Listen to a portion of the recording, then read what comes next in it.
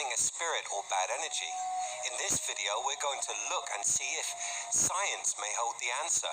So I guess we should first ask what type of things are said to be haunted. Well, here are some of the items that people claim to have shown ghostly qualities. The painting known as the Crying Boy. During 1950s, this painting was particularly popular. The price of these pictures made them affordable pieces of art for many.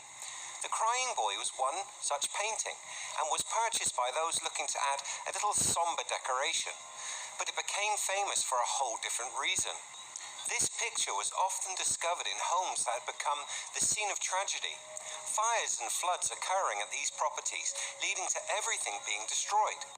This painting is the claimed cause of these events, and all copies of the painting are said to be haunted or cursed. Go check your garage or attic. You don't want to find this painting stashed away. If this seems a little vague, how about a dress? Anne Baker's wedding dress, to be exact. Anna Baker is said to have purchased this garment for her wedding. This wedding never took place. Anna went on living as a spinster until her death in 1914. The dress was then shown at the Baker Mansion Museum. People at the museum started noticing strange goings-on with the dress. They claimed to have seen the dress dancing, moving all on its own. Let's have one more object for the doubters out there. We all know Annabelle. She has been featured in many movies, and the Warrens made her probably the most famous haunted doll on the planet. But there are others. Here is Robert.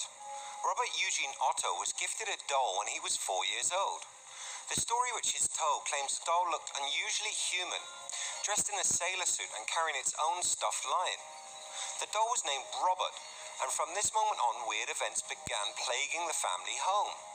The boy's parents claimed that they would hear Jean giggling with someone, and that they could hear an unknown person with a deep voice in the closed bedroom.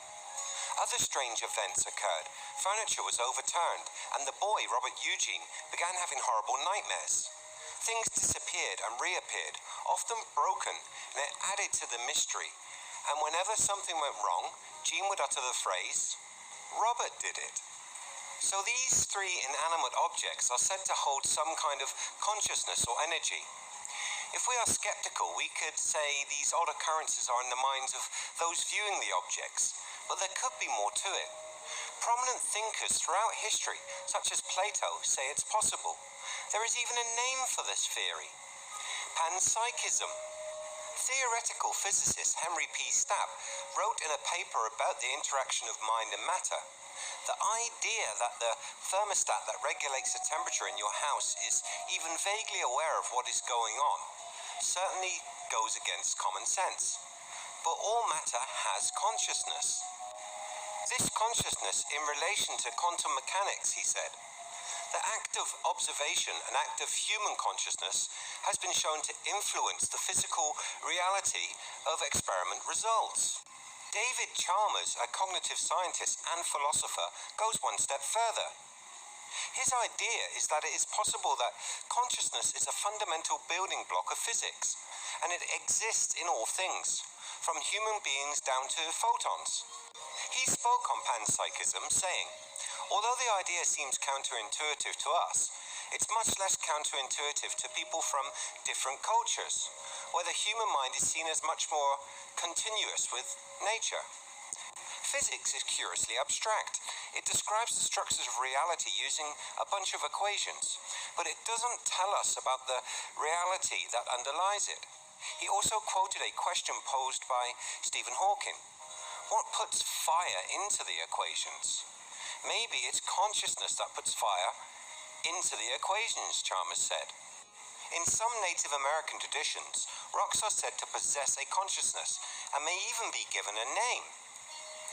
And Eastern spiritual thought says a soul can reincarnate not only as a human being, but also as a plant, animal, or even an inanimate object such as a rock. Stepping away from religion and back to science, Cleve Baxter experimented during the 1960s, and his results supported the idea that plants may have consciousness, but also showed that eggs and yogurt could also react to things. His findings are laid out in a book penned by Lynn McTaggart. She wrote, "The Intention Experiment. The live bacteria in the yogurt displayed a reaction to the death of other types of bacteria, and yogurt even evidenced a desire to be fed with more of its own beneficial bacteria. Eggs registered a cry of alarm and then resignation when one of their number was dropped into boiling water. Baxter even demonstrated that bodily fluids registered reactions mirroring the emotional state of their hosts. So objects may be able to show reaction. That reaction be measured, possibly as consciousness. Chalmers claims that we should look beyond the brain, and when we do, we may find consciousness in surprising places. So are these haunted objects merely showing signs of awareness? And in our rush to explain these bizarre events, we have given them paranormal powers?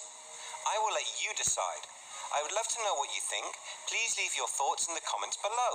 Show your inanimate mouse some love and click on that like button, maybe even a subscribe.